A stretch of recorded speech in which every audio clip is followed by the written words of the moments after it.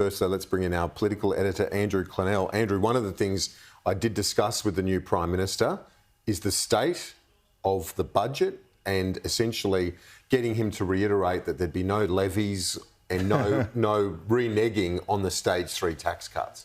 Right. Well, looking forward to that interview, Kieran. There has been a lot of talk over the past few days from the Treasurer, Jim Chalmers, and Finance Minister, Katy Gallagher, about budget repair.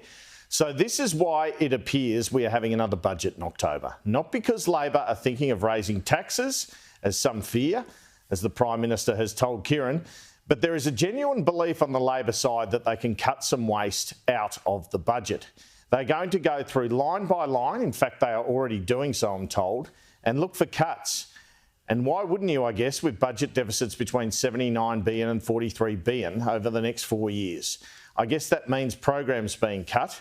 Given the new government's commitments not to cut the public service or introduce various levies or taxes, it looks like a tricky budget, although typically an inflation of commodity prices and resultant mining royalties always help out. There are two big challenges that obviously face the incoming government. One is the economy, inflation and interest rates. The other is the Chinese government's approaches to multiple Pacific Island nations, revealed last week and apparently known about by the Morrison government for some period.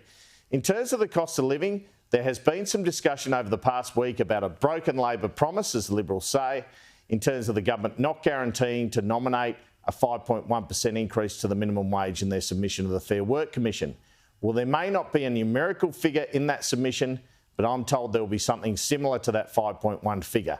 The Treasurer, a man expected to be the Industrial Relations Minister, Tony Burke, will come together over the next few days and decide on that submission. I'm told it is expected to call for low-income workers to not go backwards, therefore encouraging an increase to the minimum wage by around inflation. But in terms of high-income earners and fears the stage 3 tax cuts might be unwound, if you look at results in seats like Higgins and Tangney, Bennelong and some others, some quite wealthy people got Labor elected. I can't see the government turning their back on them. That is despite the fact the Senate looks to consist of Labor, the Greens and perhaps one Lambie vote to get legislation over the line. That is the sort of scenario where you could see changes to those generous tax cuts to the well-off, or indeed you could pass more ambitious policies tackling climate change.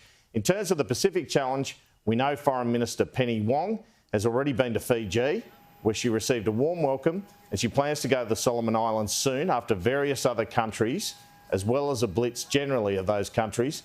The Australian government will invest in these countries even if China is simultaneously.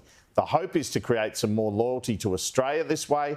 The government believes it has really been put on the back foot by Scott Morrison's decision not to press ahead with a Maurice Payne/DFAT package of extra Pacific assistance last year. Australia's biggest fear is obviously that agreements on security and economic cooperation will lead to China pushing for military bases on those island nations, Kieran.